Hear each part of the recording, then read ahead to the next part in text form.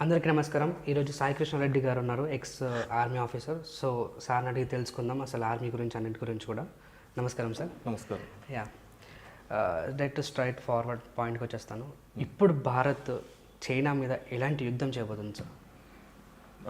ప్రస్తుతానికి ఇండియా పాకిస్తాన్ మీద వార్ చేసే ప్లాన్ అయితే ఫస్ట్ నుంచి లేదు. వాళ్ళు మన భూభాగాన్ని ఆక్రమించుకోవాలని ప్లాన్లో వాళ్ళు మొదటి నుంచి 2007 నుంచి వాళ్ళు ప్లాన్లో ఉన్నారు. కానీ దాన్ని మన అఫీషియల్స్ త్రూ వాళ్ళకి చెప్పడం వలన ఎటువంటి వార్ లేకుండా మెయింటైన్ చేసుకుంటూ వచ్చాము ఇప్పుడు దాకా. కానీ ఈ లాస్ట్ ఒక 6 days బిఫోర్ జరిగిన ఇన్సిడెంట్ బేస్ చూస్తే వాళ్ళు లదాఖ్లో కావాలని మన భూభాగాన్ని ఆక్రమించడానికి వచ్చి టెంట్స్ వేయటం ఇలా చేయడం జరిగింది. దానికి మన సోల్జర్స్ మాట్లాడిన విధానం చాలా పాజిటివ్ వేలో వెళ్ళి మాట్లాడితే వాళ్ళు ఓకే దీనికి మేము యాక్సెప్ట్ చేస్తాము అనే బేస్ మీద వాళ్ళు మన వాళ్ళకి చెప్పడం వలన మన వాళ్ళు వెళ్ళి ఆక్యుపై చేయడం జరిగింది. అనుకోకుండా ఉన్నట్టుండి వాళ్ళు వాళ్ళ వితౌట్ వెపన్స్ తోటి, కర్రలతోటి, రాడ్స్ తోటి మన జవాన్ల మీద అటాక్ చేయడం జరిగింది. అది ఎలాంటి కారణాలు ఉండొచ్చు అంటే అట్లా అటాక్ చేయడం? వాళ్ళకి యాక్చువల్లీ ఏంటంటే మన కంట్రీ భూభాగాన్ని ఆక్రమించుకోవడానికి వాళ్ళు ఒక ప్రీ ప్లాన్డ్ గా ఉన్నారు ఫస్ట్ నుంచి. దీనికోసం శత్రు దేశాలైన పాకిస్తాన్, అలాగే ఈ మధ్య నేపాల్ని ఇలా చేసుకోవటం వాళ్ళు ప్లాన్ చేశారు. ముందు నుంచి మన ఇండియా కంట్రీని వీళ్ళు చాలా ప్రీ ప్లాన్డ్ గా ఉన్నారు. ఇది డెవలప్డ్ అయ్యే కంట్రీ. ఎందుకంటే రెండు దేశాలు అయితే ఫస్ట్ నుంచి అది ఎక్కువ పాపులేషన్ ఉన్న దేశం, అలాగే మంది కూడా వరల్డ్ లో సెకండ్ పాపులేషన్. ఇఫ్ మనం కంపేర్ చేసుకుంటే మిలిటరీ వైజ్ వాళ్ళ వెపన్స్ కి మన వెపన్స్ కూడా పెద్ద డిఫరెన్స్ ఏం లేదు. వాళ్ళకున్న వెపన్స్ యూనిక్ టెక్నాలజీ అయితే దాని బేస్ లో చూస్తే మన దగ్గర కూడా అర్జున్ లాంటి ట్యాంక్స్ ఎన్నో ఉన్నాయి. ఆ ట్యాంక్స్ బేస్ మీద వాళ్ళ పాపులేషన్ పెంచుకోవడం కోసం మనకు ఉన్న నెగిటివ్ కంట్రీస్ ఎవరైతే మన శత్రు దేశాలు వాళ్ళతోటి వీళ్ళు అటాచ్ అవ్వి చేయాలని చూశారు. ఇప్పుడు పాకిస్తాన్ మీద వరల్డ్ మొత్తానికి ఏ బేస్ మీద వాళ్ళ మీద ఎటువంటి ఒపీనియన్ ఉందంటే అక్కడ మిలిటెంట్స్ ని తయారు చేసే కంట్రీ అని చెప్పని ప్రతి ఒక్కరికి తెలుసు. సేమ్ ఇప్పుడు అదే వేలో చైనా గురించి కూడా ప్రతి కంట్రీ అనుకుంటున్నారు.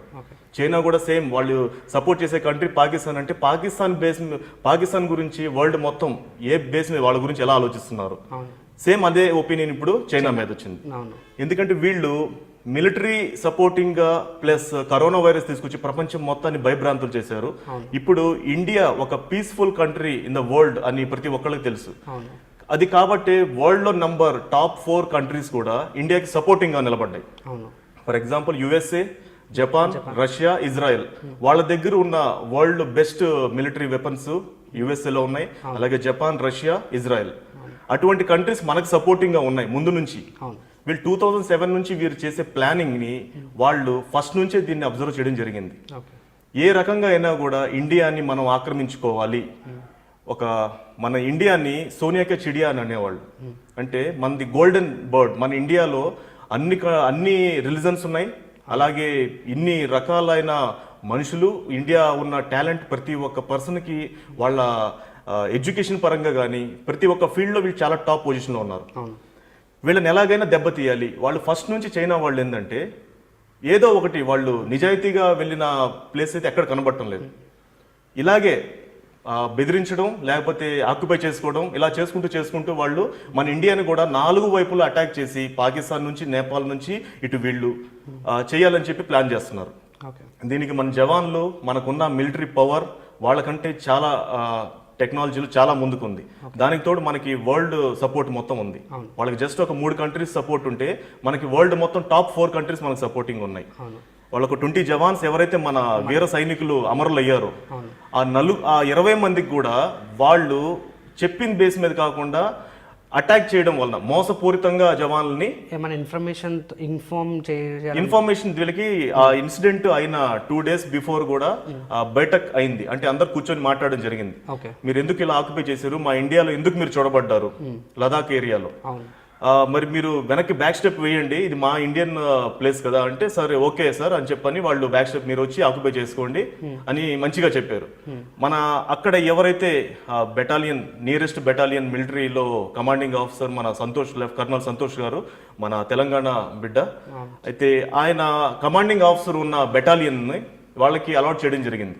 ఓకే అయితే వాళ్ళు వెళ్ళి ఒక 20-30 సోల్జర్స్ని తీసుకుని వెళ్ళి ఆక్యుపై చేసుకోవడానికి వెళ్ళడం జరిగింది ఓకే వితౌట్ వెపన్స్.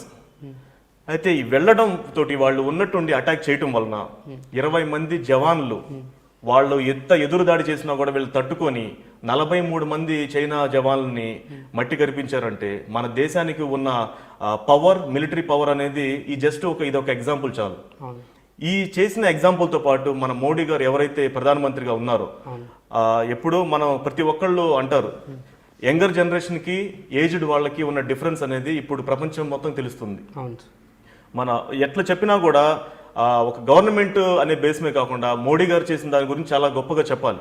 ఎందుకంటే ప్రీవియస్ తనకున్న సర్వీస్ 5 years మొత్తం తను వరల్డ్ మొత్తం టూర్ తిరుగుతున్నాడు అని చెప్పి ఒక ప్రచారం వచ్చింది. ప్రతి ఒక్కళ్ళు ఎప్పుడు చూసినా ఆయన ఈ ఏజ్ లో మదర్ కంట్రీస్ కి వెళ్తున్నాడు, వెళ్ళి ఏం చేస్తున్నాడు, ఎవరితో ఏమేమి మాట్లాడుతున్నాడు, ప్రపంచం మనకి ఇంత ఖర్చు మొత్తాన్ని పబ్లిక్ మీద ఇన్వెస్ట్ చేయకుండా ఈయన విజిటింగ్ లోనే విఐపి లాగా తిరుగుతున్నాడు, ఒక బ్రాండ్ అంబాసిడర్ లాగా తిరుగుతున్నాడు అని అనుకున్నారు. ఆయన చేయడానికి కారణం ఏంటంటే ఇలాంటిది వస్తుంది అని తను ముందుగానే ఊహించి ప్రపంచ దేశాలు మొత్తం తోటి పొత్తు పెట్టుకున్నాడు. కాబట్టి ప్రపంచంలో ఉన్న టాప్ 4 countries ఇండియాకి సపోర్టింగ్ ఉన్నాయంటే, అలాగే వాళ్ళ సపోర్టింగ్ మనకు లేకపోయినా కూడా మన సోల్జర్స్ పవర్, మనకున్న ట్యాంక్స్, మనకున్న ఎక్విప్మెంట్స్ ప్రపంచం మొత్తంలో ఉన్న దానికంటే ఎక్కువ టెక్నాలజీ, యూనిక్ టెక్నాలజీ, అలాగే అప్డేటెడ్ ట్యాంక్స్ కూడా మనకు చేస్తున్నాం. లాస్ట్ 7,000 ఇండియన్ ట్యాంక్స్ ఏదైతే ఉన్నాయో, అలాగే సబ్మెరైన్ కానీ ఎయిర్ క్రాఫ్ట్స్ కానీ చాలా అప్డేటెడ్ జరుగుతున్నాయి. China world number best country ఏదైతే ఉందో వాళ్ళకున్న బడ్జెట్లో నుంచి 40-30% వాళ్ళు మిలిటరీకి ఇన్వెస్ట్ చేస్తున్నారు ఫైనాన్షియల్ గా. అక్కడ విషయానికి వచ్చేసరికి మన ఇండియాలోంచి మనం ఒక 20-30% మనం చేస్తున్నాం. కానీ అప్డేటెడ్ ఏదైతే మనకున్న వెపన్స్, మిలిటరీ ఆర్టిలరీ వెపన్స్, పెఫోర్స్ గన్స్, అలాగే navy, air force crafts, submarines, ఇలాంటి వాటిలో చూస్తే వాళ్ళకంటే మన ఎక్విప్మెంట్స్, మనకున్న యూనిక్ టెక్నాలజీ కొంచెం తక్కువే. కానీ మనకున్న సపోర్టింగ్ ఫ్యూచర్ రిలేషన్, మిగతా కంట్రీస్తో మనకున్న రిలేషన్ అది చాలా గొప్పది. ఎప్పుడైనా అందుకనే మోడీ గారు ధైర్యం చెప్పారు, మీరు ఇలాగే చేస్తే రెచ్చగొడుతూ ఉంటే మాత్రం మేము తగ్గం, మా సహనాన్ని పరీక్షించొద్దు, మనకున్న పవర్ మనకుంది. వాళ్ళు 20 మంది జవాన్లు ఇదయ్యారంటే అనుకోకుండా వచ్చి అటాక్ చేయడం వల్ల 20 మంది చనిపోవడం కాకుండా 43 మందిని చంపారంటే వీళ్ళకి ఇండియన్స్ కి మనకి చైనాకి ఉన్న డిఫరెన్స్ ఆ ఒక్క విషయంలోనే వాళ్ళు క్లియర్ అయిపోయింది. అందుకని వాళ్ళు బ్యాక్ స్టెప్ వేస్తారు. మనకి ఏదైతే పోస్టులు ఆక్యుపై చేయమన్నారో అది మనకి ఇచ్చేసారు. ఇప్పుడైతే చైనా ఇండియా గేట్ అక్కడైతే పీస్ఫుల్ గా ఉంది. యుద్ధంగా జరిగితే మాత్రం ఇంకా ప్రపంచం మొత్తం దేశాలు ఒకటవుతాయి, మన ఇండియాకే సపోర్ట్ ఉంటాయి. చైనాకి సపోర్ట్ ఇచ్చే వాళ్ళు ఒక 2 కంట్రీసే, అది పాకిస్తాన్. ఈ మధ్య నేపాల్ అనేది ఒకటి వచ్చింది. ఆ నేపాల్ విషయం మనం చూస్తే మనకి పెద్ద విషయం కాదు నేపాల్ది చెప్పాలంటే. కానీ నేపాల్ వాళ్ళు ఎంతో మంది మన ఇండియాలో ప్రతి చోట వాళ్ళు జాబ్స్ చేస్తున్నారు. మన ఇండియా సోల్జర్స్ లో కూడా చాలా మందికి అవకాశాలు ఉన్నాయి, వాళ్ళు చేస్తున్నారు. కానీ నేపాల్ నుంచి మ్యాటర్ ఎలా వచ్చింది అనేది క్లియర్గా తెలియదు. కానీ నేపాలీస్ మన ఇండియన్స్తో పాటు చాలా మంచి రిలేషన్ ఉంది వాళ్ళకి. కానీ పాకిస్తాన్ విషయానికి వచ్చేసరికి పాకిస్తాన్ ముందు నుంచే వంకర పనులు చేస్తారు. వాళ్ళు మన బేస్డ్ మనకు కంపేర్ చేసుకుంటే వాళ్ళు మన ఇండియాతో కంపేర్ చేసుకునే ఎటువంటి లేదు, వాళ్ళకి సత్తా కూడా లేదు. వన్ సైడ్ వాళ్ళు గవర్నమెంట్ అట్లీస్ట్ ఒక 5 hours 24 hours మీకు ఇచ్చారు మిలిటరీ పవర్స్ ఇస్తే పెద్ద విషయం కాదు. మనకున్న ఓపీ మీద నుంచి వాళ్ళ మొత్తం సీన్స్ కనబడతాయి. వాళ్ళ కంట్రీలో వాళ్ళకి అగైనెస్ట్ గానే 50% ఉన్నారు. మన ఇండియాకి మనకి సపోర్టింగ్ గా మన కంట్రీ మొత్తం మన సపోర్ట్ ఉంది, కాకుండా ప్రపంచం మొత్తం మన సపోర్ట్ ఉంది. మన ఏదైనా కూడా చెప్పాలంటే మన ఇండియా ఒక స్పెషల్. యుద్ధం కానీ వస్తే చైనా తన వరల్డ్ మ్యాప్ లో నుంచి సైడ్ అయిపోవడమే కానీ దానికి మనకి ఇండియాకి కంపారిజన్ మంచి కంట్రీ మంచిది. కానీ వాళ్ళు చేసే పనులన్నీ ప్రపంచాన్ని ఇబ్బంది పట్టే విధంగా చేస్తున్నారు. మన ఇండియా వాళ్ళు ప్రపంచం మొత్తానికి వైరస్ తీసుకొస్తే ఆ వైరస్ కి యాంటీ వైరస్ ఇండియా నుంచి ప్రపంచం మొత్తానికి వెళ్ళింది. ఇది ఒక డిఫరెన్స్ ప్రపంచం మొత్తం గమనిస్తుంది. ఇప్పుడు ఇజ్రాయెల్, రష్యా, యుఎస్ఏ, జపాన్ వీళ్ళు ఇక్కడ జరిగిన 20 soldiers ఇక్కడ అమరులు అయ్యారంటే అక్కడ వాళ్ళు చూస్తూ ఉన్నారు, అబ్జర్వ్ చేస్తున్నారు. వీళ్ళకి ఒక ఛాన్స్ ఇస్తున్నాం, అది కూడా యుద్ధం పెట్టి రైఫల్స్ మీరు అన్ని తీసుకోండి, ఓపెన్ వార్ అని అంటే దానిలో క్లియర్ అవుతుంది. ఏం లేకుండా మంచిగా మీరు రండి ఆక్యుపై చేయండి అని చెప్పని ఎదురు దెబ్బ తీసి మోసం చేసిన వాళ్ళకి తిరిగి మనం 43 మందిని ఇచ్చామంటే ఇంకా యుద్ధంగా జరిగితే చైనాకి ఒక రేంజ్ లో ఇండియా మొత్తం. ఒక సంవత్సరం పాటు కూడా లడఖ్లో అలానే వాళ్ళు కొనసాగుతున్నారు, అంతవరకు మనం చూడలేదు. ఇప్పుడు ఈ మధ్య శాటిలైట్ ద్వారా కనిపించింది. వాళ్ళు అలా ఉండడానికి గల కారణం ఏంటి చైనా వాళ్ళు? వాళ్ళు మొదటి నుంచి మన మొత్తం టార్గెట్ పాకిస్తాన్ బోర్డర్స్ లో ఇటు మన ఇండియా కార్నర్ ఎక్కడెక్కడైతే బోర్డర్స్ ఉన్నాయో మనకు దాని మీదే ఎక్కువ. ఎందుకంటే పాకిస్తాన్ నుంచే మిలిటెంట్స్ ఉగ్రవాదులు అందరూ ఇండియాలో చొరబడుతున్నారు. అది కాశ్మీర్ కాశ్మీర్ ప్లేస్ లో నుంచి. అక్కడ ఒక ఇండియన్ అయ్యిండే ఇండియన్ నుంచి ఎంతో మంది అక్కడ ఉండి వాళ్ళు స్ట్రగుల్ అయ్యే వాళ్ళు చాలా మంది ఉన్నారు. ఈ నేపాల్ లాంటి చిన్న దేశం కూడా మన మీద అలా చొరవ చూపించడానికి కారణం ఏంటి సార్? చొరవ చూపించడానికి కారణము దానిలో మనం ఎవరికి వాళ్ళు ఆలోచన చూస్తే మన ఇండియాలోనే నేపాల్ వాళ్ళకి ఎక్కువ గవర్నమెంట్ జాబ్స్ మన దగ్గరే ఉన్నాయి. ఇటు మిలిటరీలో కానీ వాళ్ళు చూడండి, ఒకటి స్ట్రైట్ ఫార్వర్డ్ వెళ్ళేది మన ఇండియన్ కంట్రీ. చైనా వాళ్ళు చేసేదాన్ని డిఫరెంట్ ఏదో ఒక రకంగా వశపరుచుకొని మోసం చేసైనా చేయాలని. ఇండియాలోనే ఒక 10% నేపాల్ నుంచి జాబ్స్ మిలిటరీలో ఉన్నారు. అది నేవీ, ఎయిర్ ఫోర్స్, ఆర్మీలో. ఒక 10% మనం వీళ్ళ నుంచి మనం వశపరుచుకుంటే వాళ్ళ మిలిటరీ పవర్ తగ్గిద్ది కదా అనే ఒక బేస్ మీద వాళ్ళు ఈ ప్రయత్నం చేస్తున్నారు. ఇప్పుడు దీనివలన ఎఫెక్ట్ పడేది నేపాల్కే. ఇది వాళ్ళకి సపోర్ట్ చేస్తున్నారని కానీ క్లియర్ అయితే వాళ్ళు మన మిలిటరీ దళాల్లో ఉన్న నేపాలీస్ మొత్తానికి వాళ్ళకి మనం టర్మినేట్ చేసేస్తాం. దానివలన వాళ్ళ పోవర్టీ ఇంకా పెరిగిపోతుంది. కానీ దానివలన చైనా వాళ్ళకి సపోర్ట్ చేసి వాళ్ళ దేశంలో మళ్ళీ మీరు చైనీస్ ఆర్మీలో జాయిన్ అవ్వండి అని అయితే నాకు తెలిసి వాళ్ళు చెప్పరు. కాబట్టి ఇది కానీ వాళ్ళు నేపాల్ వాళ్ళకి సపోర్ట్ చేస్తుందని తెలిస్తే మాత్రం వాళ్ళు తెలివిగల వాళ్ళైతే వాళ్ళు ఇండియాకే సపోర్ట్ చేస్తారు. బై ఛాన్స్ అటు వెళ్తే మన ఇండియన్ మిలిటరీకి ఆ చైనా వాళ్ళ మొత్తాన్ని మిలిటరీని తీసేసి మన ఇండియాలో ఎవరైతే యువకులు ఉన్నారో వాళ్ళకి ఇవ్వటం వల్లనే బెటర్ అనిపిస్తుంది. ఓకే, ఇప్పుడు బార్డర్లో ఉన్న సైనికులందరూ ఒకసారి ఎలా ఉంటారు, వాళ్ళ యుద్ధం ఎలా జరుగుతుందో ఒకసారి ఏమైనా బ్రీఫ్గా ఎక్స్ప్లెయిన్ చేస్తారా సార్? బోర్డర్స్లో ఉన్న వాళ్ళు ట్రైనింగ్ నుంచే వీళ్ళకి ఎవరైతే సెలెక్ట్ అవుతారో మిలిటరీలో వాళ్ళకి వాళ్ళ ప్రిపరేషనే బార్డర్లో డ్యూటీ చేయడం కోసమే ప్రిపేర్ అవుతారు. ఫస్ట్ నుంచి వాళ్ళ మైండ్ సెట్ యుద్ధంలో ఎటువంటి టైంలో మిడ్ నైట్ కానీ, పగలు కానీ, నైట్ కానీ, ఎర్లీ మార్నింగ్ కానీ ఏ టైంలో అయినా యుద్ధం జరగచ్చు, దానికి తగ్గట్టుగానే వాళ్ళని ప్రిపేర్ చేస్తారు. వీళ్ళు 2 hours డ్యూటీ ఉంటుంది, 4 hours రెస్ట్ ఉంటుంది, 2 hours డ్యూటీ, 4 hours రెస్ట్ ఉంటుంది. రౌండ్ ద క్లాక్ బార్డర్లో రెగ్యులర్గా కన్ను ఆర్పకుండా డ్యూటీ చేస్తారు మన వాళ్ళు. ఆ డ్యూటీ ప్లానింగ్ అనేది ఫస్ట్ నుంచే వీళ్ళకి ట్రైన్ చేయడం జరుగుతుంది. ఒక సివిల్ నుంచి వచ్చిన ఒక పర్సన్కి మిలిటరీ స్కిల్స్ అనేది ట్రైనింగ్ నుంచి నేర్పిస్తారు. ఆ తర్వాత అక్కడికి వెళ్ళిన వాళ్ళ అఫీషియల్స్ జరిగిన ఇన్సిడెంట్స్ రెగ్యులర్గా వారు ఫైర్ జరుగుతూనే ఉంటుంది. అంటే అఫీషియల్గా ఫైర్ జరగకపోయినా అన్అఫీషియల్గా అక్కడ నుంచి ఫైర్స్ జరుగుతూనే ఉంటాయి. మనకి రీసెంట్గా జరిగిన ఇన్సిడెంట్ బట్టి చూస్తే ఒక 20 మంది జవాన్లు అమరులయ్యారు అని చెప్పని తెలుస్తుంది. కానీ రెగ్యులర్గా ఫైర్ జరుగుతూనే ఉంటుంది బోర్డర్స్లో, రెగ్యులర్గా జరుగుతుంటుంది. కాశ్మీర్లో ఏదైతే ఎయిర్పోర్ట్ ఉన్నాయో అక్కడ నుంచి మన వీర జవాన్లు బాడీస్ ఏదైతే ఉంటాయో అవి రెగ్యులర్గా వస్తూనే ఉంటాయి. ఇది సమస్య తెలిసింది కాబట్టి వచ్చిందని చెప్పేసి అంటారా? అంటే దానికి ఇది చైనాది, ఇది జరిగింది అనేది అయితే ఇప్పుడు జరిగింది. అక్కడ ఇండియా, పాకిస్తాన్ అయితే రెగ్యులర్ గా మన వాళ్ళు ఉగ్రవాదులు భారతదేశంలో చొరబడి కాశ్మీర్లో ఇలాంటి ప్లేస్లో ఉండి అనుకోకుండా కాల్చడం, వాటికి మన జవాన్లు మళ్ళీ వాళ్ళని హతమార్చడం, ఇవన్నీ రెగ్యులర్. అది కామన్. అది బోర్డర్స్ లో డ్యూటీ అంటే అది రెగ్యులర్ ఉండే వర్కే అది. ఓకే, ఇప్పుడు ఇండియా ఇప్పుడు మన రీసెంట్గా ఇప్పుడు చూసుకున్నట్లయితే చైనా ప్రోడక్ట్స్ అని, చైనా అని చెప్పేసి అంటున్నారు కదా, దాని గురించి మీరు చెప్పే విషయం ఏంటి సార్? చైనా ప్రోడక్ట్స్ ఏదైతే ఆపడం వలన మన యుద్ధం ఆగిపోయిద్ది అని అనుకుంటే నా ఒపీనియన్లో అది అవివేకం. ఎందుకంటే మన దగ్గర ఏదైనా ఒక జవాన్కి ఏదైనా అన్యాయం జరిగినా, సొసైటీలో ఏదైనా ఒక ప్రాబ్లం ఫేస్ చేయాలన్నా ఒక కామన్ మ్యాన్ ఎవరైతే ఉంటారో వాళ్ళు చెప్పుకోవడానికి కొన్ని యాప్స్ వచ్చున్నాయి. వాటిల్లో అప్గ్రేడెడ్ ఏదైనా యాప్స్ ఉన్నాయంటే అది యూట్యూబ్, తర్వాత ఫేస్బుక్, ఇలా టిక్టాక్, హలో, ఇవన్నీ. వీటిని ఇంతకంటే ఎక్కువ అప్డేటెడ్ ప్రోడక్ట్స్, యూనిక్ ఏదైనా యాప్స్ అనేది మన ఇండియన్ చేయగలిగితే వాటిని డెఫినెట్గా మనం వాడతాం. కానీ ఆ రకంగా తయారు చేసే ప్రోడక్ట్స్ ఇంకా మనలో రాలేదు. అలా చేసుకుంటూ పోతే చైనావి ప్రతి ఒక్కటి ఫోన్స్ నుంచి, మనం వాడే హెడ్ ఫోన్స్ నుంచి, మనం యాప్స్ కానీ ప్రతి ఒక్కటి మనం చైనా వాడుతున్నాం, బ్రాండెడ్ ఏదైనా కూడా. మరి మన ఇండియన్స్ ఎందుకు దాన్ని తయారు చేయలేకపోతున్నాం?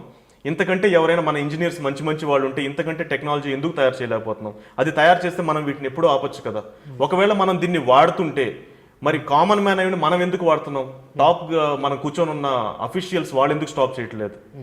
ఇది మనం అనుకోని మనం ఏదో అన్ఇన్స్టాల్ చేసేద్దాం, అన్ఇన్స్టాల్ చేసేస్తే ఒక 100 మంది అన్ఇన్స్టాల్ చేస్తే చైనాది బ్రాండ్స్ ఆగిపోతాయి అనుకుంటే అది చాలా అమాయకత్వం. అది మన ఎవరైతే టాప్ పొజిషన్లో ఫైనాన్షియల్ ఇంటర్నేషనల్ మినిస్టర్స్ కూర్చొని ఉంటారో వాళ్ళు తీసుకుంటే 1 second మ్యాటర్. అది మన ఇండియా మీ వాడటానికి లేదు అని అంటే మనం ఎందుకు వాడతాం? మనం వాడుతున్నాం అంటే వాళ్ళు మనకి ఎందుకు వాడుకునేలా ఇస్తున్నారు? ఇప్పుడు మనం చెప్పడానికి ఒక సింపుల్ మ్యాటర్, ప్రతి ఒక్కళ్ళు మనం ఈ రోజు నుంచి వాడకూడదు అని మనం అనుకుంటే కాదు. మనకి ఎవరినైతే మన ప్రజలు ఓట్లు ఇచ్చి గెలిపించి ఒక పొజిషన్లో కూర్చోబెట్టారో వాళ్ళు ఇది వాడటానికి లేదని అఫీషియల్గా ఎవరైనా చెప్తే మనం ఎందుకు వాడతాం? అది వాళ్ళ చేతిలో ఉంటుంది. వాడకూడదు ఇండియా అదర్ కంట్రీస్ అని అఫీషియల్ లెటర్ పెడితే స్టాప్ చేసేద్దాం. అసలు వాళ్ళే స్టాప్ చేసేస్తారు. మనం అన్ఇన్స్టాల్ చేసుకోవాల్సింది ఏముంది? అన్ఇన్స్టాల్ వాళ్ళు చేయాలి. ఓకే, అంటే మీరు అనేది ఏంటంటే మనమైతే వాడచ్చు, కానీ పైన అధికారులు మాత్రం చెప్పాలంటారు. అసలు మన దాకా రానివ్వకుండా వాళ్ళు ఆపచ్చు. యుద్ధం జరుగుతుందంటే పైన నుంచి జరుగుతుంది. మనం ఇక్కడ నుంచి యుద్ధం జరుగుతుంది, మనం వెళ్ళి ఆపేద్దాం అని అనుకుంటే రానివ్వరు అక్కడికి. సేమ్ అలాగే మనం ఇక్కడ అన్ఇన్స్టాల్ చేస్తామంటే యాప్స్ ఎంతమంది చేసినా ఆగదు. 130 కోట్ల మంది జనాభా ప్రపంచంలో 2వ పొజిషన్లో ఉంది, ఒకళ్ళు ఇద్దరితో కాదు ఇది. కాబట్టి పైన ఉన్న ఒకే ప్రైమ్ మినిస్టర్, ఒకే ప్రెసిడెంట్ ఉంటారు. వాళ్ళు ఒక డిసిజన్ తీసుకుంటే అసలు మన యాప్స్ మన ఇండియాలోకే ఇన్వాల్వ్ కావు. వాళ్ళ చేతిలో చాలా పవర్ ఉంటుంది. కాబట్టి అఫీషియల్స్ ఎవరైతే ఉన్నారో వాళ్ళు స్ట్రిక్ట్ డిసిజన్ తీసుకోవాలి. ఎందుకంటే వీటికి ఎడిక్ట్ అయిన వాళ్ళు మళ్ళీ ఈ టైప్ అప్గ్రేడెడ్ కాకుండా నార్మల్ యాప్స్ ఇస్తే మళ్ళీ వాళ్ళు రివర్స్ గవర్నమెంట్కే అవ్వే ఛాన్స్ కూడా ఉంది. ఇప్పుడు టిక్ టాక్ కానీ ఫేస్బుక్ కానీ వీటిల్లో వాడి అలవాటు పడిపోయి పబ్లిక్ వాళ్ళు ఒక 1 డేలో 20 అవర్స్ నుంచి 14 అవర్స్ వీటి మీద డిపెండ్ అయి ఉన్నారు. వీళ్ళకి దీనికంటే మంచి ఇంతకు మించి ఏదైనా దొరకకపోతే మాత్రం వీళ్ళే రేపు గవర్నమెంట్ని వేలు పెట్టి చూపించే ఛాన్సెస్ కూడా ఉంటాయని గవర్నమెంట్ వీటిని అన్ఇన్స్టాల్ చేయనివ్వట్లేదు. మనం ఏదో నలుగురు అన్ఇన్స్టాల్ చేయడం వలన జరిగేది ఏం లేదు. ఓకే, ఇప్పుడున్న యువత మన ఆర్మీకి కానీ నేవీకి కానీ ఎంతమంది వెళ్తున్నారు? అంటే యువత ఒకసారి అంటే స్వయంగా వస్తున్నారా, లేదంటే కొంతమంది మాత్రమే వస్తున్నారా? ఇప్పుడున్న సిచ్యువేషన్లో ప్రతి ఒక్కళ్ళకి ఒక ప్యాషన్ అయిపోయింది. ప్యాషన్ అంటే దేశానికి సేవ చేయాలి అనే ఒక గట్టి లక్ష్యం అనేది వచ్చింది. అది ఎలా వచ్చిందంటే ఈ యాప్స్ వల్లనే వచ్చింది. ప్రతి ఒక్కళ్ళకి చేరుతుందన్నమాట. వీడియోస్ చూడటం కానీ మన సోషల్ మీడియాస్ త్రూ ప్రతి ఒక్కళ్ళు దీన్ని చూస్తున్నారు. ఓహో, ఒక యూనిఫామ్ వేసుకుంటే సోల్జర్స్ది దానికి ఇంత రెస్పెక్ట్ ఉంటుందా? ఫిల్మ్ స్టార్స్ కానీ ప్రతి ఒక్కళ్ళు చెప్తారు మన సొసైటీలో మన ఇండియాలో ఎవరైనా రియల్ హీరోస్ అనేది ఉంటే వాళ్ళు ఓన్లీ సోల్జర్స్ మాత్రమే. వాళ్ళు అన్నిటినీ సాక్రిఫైస్ చేసి పేరెంట్స్ని, పిల్లల్ని తన చివరికి వాళ్ళు ఎటువంటి వాళ్ళ ఫీలింగ్స్ షేర్ చేసుకోవడానికి కూడా ఏమి లేకుండా దేశ రక్షణ కోసం చేస్తున్నారంటే వాళ్ళకుండే రెస్పెక్ట్ మనకు రావాలి. బతికినంత కాలం 4 రోజులు బతికినా కూడా వారు రెస్పెక్ట్తో తను బతికితే సోల్జర్ హీరో, చనిపోతే వీర జవాన్. 2 వైపులు జవాన్కి ఇంత రెస్పెక్ట్ ఉన్నప్పుడు ఇక సొసైటీలో ఎటువంటి మనకి ఎంత చదివినా ఏముంది అనే బేస్ చేసుకుని స్టూడెంట్స్ అందరూ వాళ్ళ ఇంట్రెస్ట్గా వాళ్ళంతటా వాళ్ళే మేము చేరాలి అని మొన్న ఒక నిర్ణయం తీసుకుంది government. 3 years tour of duty ప్రతి ఒక్కళ్ళు దేశ యువత చేసే ఎవరైతే ఇండియాకి సేవ చేయాలనుకుంటున్నారో వాళ్ళందరూ రండి మొత్తం కంట్రీ మొత్తం హ్యాపీగా ఫీల్ అయింది. అంటే దేశంలో ప్రతి ఒక్కళ్ళు దేశ సేవ చేయాలనే ఒక లక్ష్యంతో ఉన్నారు. ఎటువంటి ఫోర్స్ లేదు దీనిలో. అలాగే వాళ్ళని కన్న తల్లిదండ్రులు కూడా పిల్లల్ని దేశ సేవ చేయడం పంపిస్తున్నారంటే వాళ్ళలో ఇంకా చాలా గొప్ప దేశం ప్రేమ అనేది ఉంది వాళ్ళలో. ఇది 3 years అది ఏంటి సార్ అసలు? అది కంట్రీ డ్యూటీ అనేది దాని ఎక్స్ప్లెనేషన్ చేస్తారా? ఓకే, టూర్ ఆఫ్ డ్యూటీ అనేది ఉంది. టూర్ ఆఫ్ డ్యూటీ అనేది మన ఇండియాలో ఇప్పుడు స్టార్ట్ చేస్తున్నారు. టాప్ కంట్రీస్లో ఎప్పటి నుంచో ఉంది అది. ఎవరైనా దేశభక్తి అనేది ప్రతి ఒక్కళ్ళు రావాలని చెప్పని ఒక ముఖ్య ఉద్దేశంతో ఈ టూర్ ఆఫ్ డ్యూటీ స్టార్ట్ చేశారు. అదర్ కంట్రీస్లో 5 years కంపల్సరీగా మిలిటరీలో ప్రతి ఒక్కళ్ళు చేస్తేనే సివిల్లో వెళ్ళి ఎంప్లాయ్మెంట్కి మీరు ఎలిజిబుల్ అవుతారు. ఆ తర్వాత మీరు 10th క్లాస్ చదివినా ఇంటర్ చదివినా 5 years దేశ సేవ చేయాలి. దేశ సేవ 5 years చేశారంటే దేశం మీద ప్రేమ ఒకటి ఉంటుంది, డిసిప్లిన్ వస్తుంది, ఏది కరెక్ట్ ఏది రాంగ్ టైం వాల్యూ తెలుస్తుంది. కాబట్టి కంపల్సరీగా 5 years ప్రతి కంట్రీలో పెట్టారు.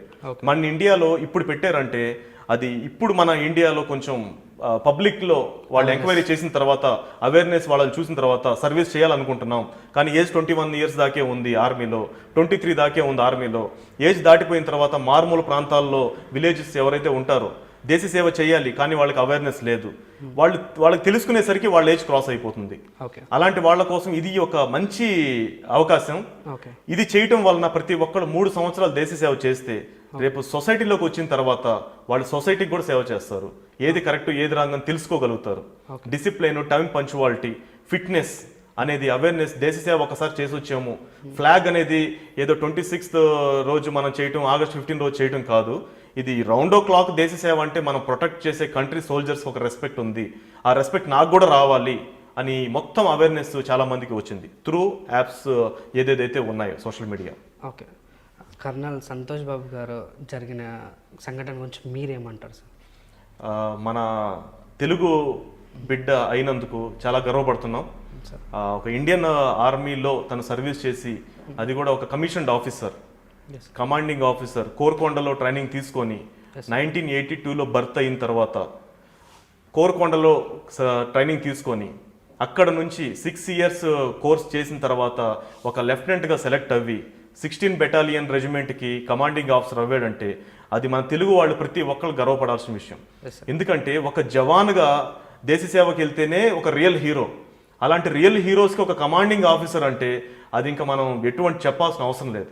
ఒక బెటాలియన్ మొత్తాన్ని, అది కూడా బీహార్ రెజిమెంట్, ఒక 16 బెటాలియన్ బీహార్ రెజిమెంట్కి చైనా బార్డర్లో డ్యూటీ చేస్తూ లాస్ట్ 4 years నుంచి డ్యూటీ చేస్తున్నారు. అక్కడ చేస్తూ బెటాలియన్లోకి వెళ్ళి సర్వీస్ చేసి చైనా దానికి మాట్లాడి అక్కడికి వెళ్ళి పోస్ట్ ఆక్యుపై చేసే టైంలో జరగటం, అది ఒక రియల్ హీరో తను. అలాగే వాళ్ళ మదర్ ఎవరైతే తను చనిపోయిన తర్వాత వాళ్ళ మదర్కి చెప్పిన తర్వాత, తల్లిగా నేను బాధపడుతున్నాను కానీ దేశ సేవ చేసి చనిపోయాడు కాబట్టి నేను గర్వపడుతున్నానని చెప్పడం, అది ప్రతి ఒక్క తల్లికి అది మనం చాలా గొప్ప విషయం. అది మన తెలుగువాడైన సంతోష్ బాబు గారు దేశ సేవ చేసి దేశం కోసం అమరుడు అవ్వడం ఒక చరిత్రలో నిలిచిపోయారు. అలాగే ఎంతోమంది సైనికులు, 20 మంది సోల్జర్స్, వాళ్ళు రియల్ హీరోస్. ఈ ఆర్మీ కానీ నేవీలో కానీ స్త్రీలకు ఎంతమంది పర్సంటేజ్ ఉంది సార్? లేడీస్ స్త్రీలకి ఆఫీసర్స్ పొజిషన్లో లాస్ట్ టైం నుంచి వాళ్ళ కమిషన్డ్ బేస్లో ఆఫీసర్స్ పొజిషన్స్ ఉన్నాయి. ఓకే. ఇప్పుడు రీసెంట్గా లాస్ట్ ఇయర్ నుంచి ఇండియన్ ఆర్మీలో మిలిటరీ పోలీస్ వేకెన్సీ తీయడం జరిగింది. 1000 పోస్టులు. ఫస్ట్ బ్యాచ్ 100 పోస్టులు రిలీజ్ చేశారు. 100 అయితే 100 పోస్టులోంచి తీసుకున్న ఫస్ట్ బ్యాచ్ గర్ల్స్ ఎవరైతే ఉంటారో 10th క్లాస్ పాస్ అయిన గర్ల్స్ అందరికీ మంచి ఆపర్చునిటీ ఇచ్చారు. ఆ బ్యాచ్ మొత్తం ట్రైనింగ్ కంప్లీట్ చేసి డ్యూటీలో జాయిన్ అవ్వడం జరిగింది. నెక్స్ట్ అది సక్సెస్ఫుల్ అయితే ఇంకా మేము స్ట్రెంత్ పెంచుతాం అని మోడీ గారు ఇవ్వడం జరిగింది. ఆ తర్వాత సెకండ్ బ్యాచ్ కూడా స్టార్ట్ అయింది. అఫీషియల్ ఆన్లైన్స్ కూడా అప్లై చేశారు. ఇప్పుడు టీఓడీలో కూడా గర్ల్స్కి ఇచ్చే అవకాశం ఉంది. దాన్ని చేయడం వలన గర్ల్స్కి మంచి పొజిషన్లో, అంటే మిలిటరీ పోలీస్ బేస్లో ఇచ్చారు ఆపర్చునిటీస్. సోల్జర్స్ పొజిషన్లో కాకుండా మిలిటరీ పోలీస్, సోల్జర్స్ని కంట్రోల్ చేసే పొజిషన్ వాళ్ళకి ఇచ్చారు. ఓకే. ఇప్పుడు మనం ప్రస్తుతం ఉన్న భారత్లో ఎలాంటి డెసిషన్స్ తీసుకుంటాం అంటే నేవీలో కానీ, ఎయిర్ ఫోర్స్లో కానీ, ఆర్మీలో కానీ, ఎక్కడైనా కానీ డిసిషన్స్ ఎలా తీసుకుంటారు? అండ్ యుద్ధం వచ్చే అవకాశం ఉందా లేదా? డిసిజన్స్ అనేది అది చాలా సెక్యూరిటీ మ్యాటర్. ఎందుకంటే వాళ్ళు internal chief of army staff, chief of navy, air force chief, వీళ్ళందరితోటి మన ప్రెసిడెంట్ గారు కూర్చొని మాట్లాడతారు. ఇంకా డిఫెన్స్ మినిస్టర్ మాట్లాడతారు. ఇక్కడ జరిగే సెక్యూరిటీ ఏదైతే మనం ఇంటెలిజెన్స్ డిపార్ట్మెంట్ వాళ్ళు చేసే ప్లాన్స్ అన్నీ మనకి తెలిసిపోతాయి. వాళ్ళు చేసే ప్లాన్స్ని ముందుగానే తెలుసుకొని జాగ్రత్త పడే విషయం వాళ్ళు అఫీషియల్గా సెక్యూరిటీగా దాన్ని వాళ్ళ వరకే పెట్టుకుంటారు.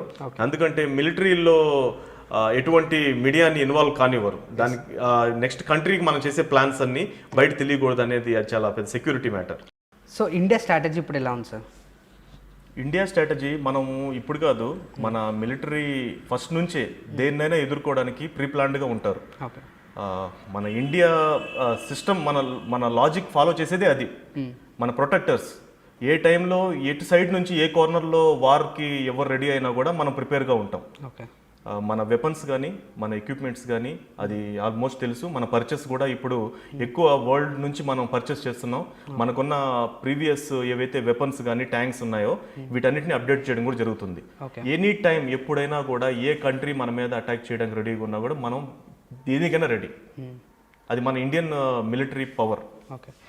మిలిటరీ ఇప్పుడుకున్న సైనిక సిబ్బంది అంటే చైనాతో పోల్చుకుంటే మనం తక్కువనే ఉండొచ్చు. సైనిక సిబ్బంది ఎలా పరిస్థితి ఎదుర్కొంటారు సార్? వాళ్ళ దగ్గర ఉన్న చైనా వాళ్ళకి పాపులేషన్ మిలిటరీ ఎక్కువ ఉండొచ్చు. కానీ అటు కంపేర్ చేసుకుంటే మన ఇండియాకున్న పాపులేషన్ కూడా మిలిటరీ చాలా వరల్డ్లో కంపేర్ చేసుకుంటే 5th పొజిషన్లో మనం ఉన్నాం. మిలిటరీ పాపులేషన్లో ఎక్కువ ఉన్నారు, మిలిటరీలో కూడా చాలా ఎక్కువ ఉన్నారు. ఈ ప్రీ ప్లాన్ చేసిన తర్వాతే మన గవర్నమెంట్ ఒక డిసిజన్ కూడా తీసుకున్నారు.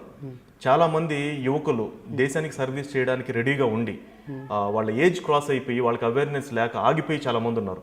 అలాంటి వాళ్ళ కోసం టూర్ ఆఫ్ డ్యూటీ అని కూడా కొత్తగా గవర్నమెంట్ పెట్టారు. ఓకే. అంటే మనకున్న పాపులేషన్ మిలిటరీలో ఉంది, అలాగే ఒక 3 years ప్రతి ఒక్కరు సర్వీస్ చేయాలి అని గవర్నమెంట్ చాలా మందికి అవకాశాలు ఇచ్చారు. ఓకే. అది ఆన్లైన్ కూడా స్టార్ట్ అవుతుంది. అయితే దేనికైనా కూడా మన Indian army, navy, paramilitary force, CRPF, CISF వీళ్ళందరూ మిలిటరీయే. ఈ దళాలన్నీ చాలా అప్రమత్తంగా ఉంటాయి, ముఖ్యంగా బోర్డర్స్ ఏరియాలో. ఓకే. ఎటువంటి కంట్రీస్ ఏ డిసిజన్ తీసుకున్నా కూడా మన ఇండియా రెడీగా ఉంటుంది, ఆ దేశానికి సరైన సమాధానం చెప్పడానికి ఉంటుంది. మిలిటరీ మొత్తం మన ఎవరైతే ఆర్మీ కమాండర్, ప్రెసిడెంట్ వాళ్ళు ఇచ్చే దానికోసం వెయిట్ చేస్తున్నారు. అది పక్క దేశాలకు కూడా భయం ఉంటుంది వాళ్ళకి. ఇండియా అంటే ఇండియన్ మిలిటరీ పవర్ ప్రతి ఒక్కరికి తెలుసు, వాళ్ళు అబ్జర్వ్ చేస్తూనే ఉంటారు. మనకున్న ఎక్విప్మెంట్స్ ఇఫ్ కంపేర్ మనం చైనాతో కంపేర్ చేసుకుంటే వాళ్ళకంటే మనకు అప్డేటెడ్స్ ఎక్విప్మెంట్స్ తక్కువ ఉండొచ్చు, కానీ మన ప్లానింగ్ చాలా ఫ్యూచర్ ప్లాన్ ఉంది, మన కంట్రీ సపోర్ట్ ఉంది, అది మన ధైర్యం.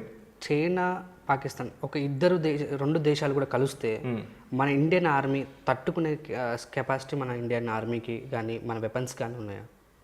2 కంట్రీస్ ఒకేసారి అటాక్ చేస్తే దానికంటే ప్రీ ప్లాన్డ్గా మనం ఇటు కాశ్మీర్ నుంచి కానీ అటు లదాఖ్ సైడ్ నుంచి కానీ ఇటు సైడ్ నుంచి 2 కంట్రీస్ మన మీద అటాక్ చేసిన మనకున్న టెక్నాలజీ ప్రీవియస్గా మనకి తెలిసే విధంగా మనకున్న యూనిక్ టెక్నాలజీ ముందుగానే మన ప్రిపేర్ ఉంటుంది. వాళ్ళు ప్లాన్ చేసిన దానికంటే ముందుగానే మనకి తెలిసిపోతుంది. అలాంటి టెక్నాలజీ మన దగ్గర ఉంది. ప్రతి కంట్రీ వాళ్ళకున్న ఆ టెక్నాలజీ ఏదైతే వాళ్ళు ప్లాన్ చేస్తున్నారో వాటన్నిటిని కనుక్కోవడానికి మనకంటూ ఒక డిపార్ట్మెంట్ ఉంది. వాళ్ళు చేసే ప్లాన్స్ మనకి అప్డేటెడ్ అయ్యేటట్టు ఉంటాయి. వాళ్ళని ఎదుర్కొనే శక్తి మనకు ఉంది. డెఫినెట్గా మనకి ప్రీ ప్లాన్డ్గానే మనం ఏదైనా చేస్తున్నాం. 2 దేశాలు మనకి సపోర్ట్, ఒక్కసారి మన మీద అటాక్ చేసినా కూడా మనకి కొన్ని కంట్రీస్ సపోర్టింగ్ కూడా ఉంది. ఆ countries world famous countries, top 4 countries ఉన్నాయి కాబట్టి ఇలాంటి సాహసం చేయడానికి ఈ 2 కంట్రీస్కి ధైర్యం చాలదు. ఇప్పుడే మొన్న జరిగిన ఇన్సిడెంట్ని బేస్ చేసుకుంటే చైనా వాళ్ళు బ్యాక్ స్టెప్ వేశారు. అంటే వాళ్ళకి కొంచెం భయం అనేది ఉంది.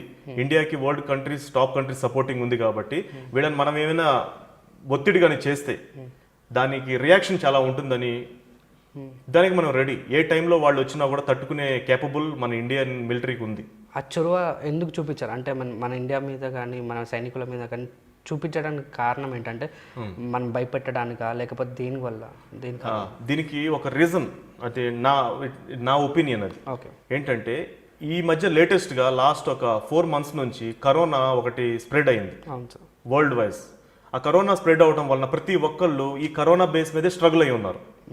అయితే ఈ కరోనా మీద స్ట్రగుల్ అవ్వడం, మిలిటరీలో ఉన్న కొంతమంది సైనికులు వాళ్ళ లీవ్స్ టైంలో ఇంటికి వెళ్ళి అక్కడే హోల్డ్ అయిపోవడం, అంటే అందరు ఇప్పుడు వాళ్ళ కాన్సన్ట్రేషన్ మొత్తం కరోనా బేస్ మీదే ఉంది. అయితే ఈ టైంలో మనం అటాక్ చేస్తే వీళ్ళు కొంచెం వీక్ ఉంటారు బోర్డర్స్లో కానీ, ప్రతి ఒక్కళ్ళు దాని మీద వీళ్ళు మైండ్ డైవర్ట్ చేయడానికి. ఈ రకంగా వాళ్ళు డైవర్ట్ చేయడానికి ట్రై చేసినా మనం మిలిటరీ మొదటి నుంచే అలర్ట్గా ఉంది, వాళ్ళ ప్లాన్స్లో మనం ఉన్నాము. వీళ్ళు వీక్ అవ్వే టైంలో మనం వశపరుచుకుందాం అనే ప్లాన్లో అటు నేపాల్ని కానీ ఇటు పాకిస్తాన్ని కానీ సపోర్టింగ్ తీసుకొని మనం భయభ్రాంతులు చేద్దామనే ప్రయత్నంలో ఉన్నారు. దానికి మనం సరైన ఎదురు దాడి చేసి మన మిలిటరీ పవర్ అని వాళ్ళకి చూపించాం. ఇంకా నాకు తెలిసి వాళ్ళు ఇంకొక స్టెప్ తీసుకోరు, వారు వచ్చిన దాకా అయితే తీసుకురారని క్లియర్గా అర్థమవుతుంది. అంటే ప్రభుత్వాలు అన్నీ కూడా మాట్లాడుకుంటున్నా కూడా లోపల మాత్రం ఇలా జరుగుతూనే ఉన్నాయి. దానికి గల కారణం ఏంటంటే వాళ్ళు చూపించేది ఒకటి చూపిస్తున్నారు, చేసేది ఒకటి చేయడం గల కారణం ఏంటంటే ప్రభుత్వం సైడ్ నుంచి ప్రభుత్వం కూర్చొని సిట్టింగ్ అనేది ప్లాన్ అయితే చేశారు.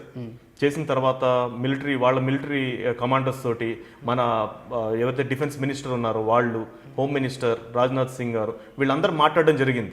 మీకు ప్రశాంతమైన వాతావరణం కావాలా లేకపోతే ఇలాంటి వార్ కావాలా, దేనికైనా మేము రెడీ అని ఓపెన్ ఛాలెంజ్ చేయడం జరిగింది. వాళ్ళు మాకు యుద్ధం వద్దు, మేము మామూలుగానే మాట్లాడుతాం, మాకు ఈ ప్లేస్ మాకు ఇవ్వండి అని వాళ్ళు రిక్వెస్టింగ్గా చేయడం జరిగింది. దీనికంటే ముందు కూడా వాళ్ళు సేమ్ అదే లదాఖ్లో అటాక్ చేయడం జరిగింది. సేమ్ 2007లో కూడా జరిగింది. 1962 ఇండియా చైనా వార్ అయినప్పుడు కూడా సేమ్ ఇలాంటి టాపిక్ బేస్ మీద జరిగింది.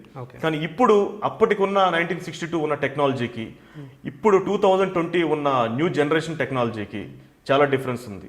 కాబట్టి జస్ట్ ఒక ఎగ్జాంపుల్ మొన్న జరిగిన ఇన్సిడెంట్ ఒకటి చాలు. ముందు యుద్ధం జరగదు అని నేను అనుకుంటున్నాను. మనకున్న ఇండియాకున్న సపోర్ట్ వరల్డ్ క్లియర్గా టాప్ 4 కంట్రీస్ క్లియర్గా చెప్పారు మీడియాలో, మేమైతే ఇండియాకి సపోర్ట్ ఉన్నామని.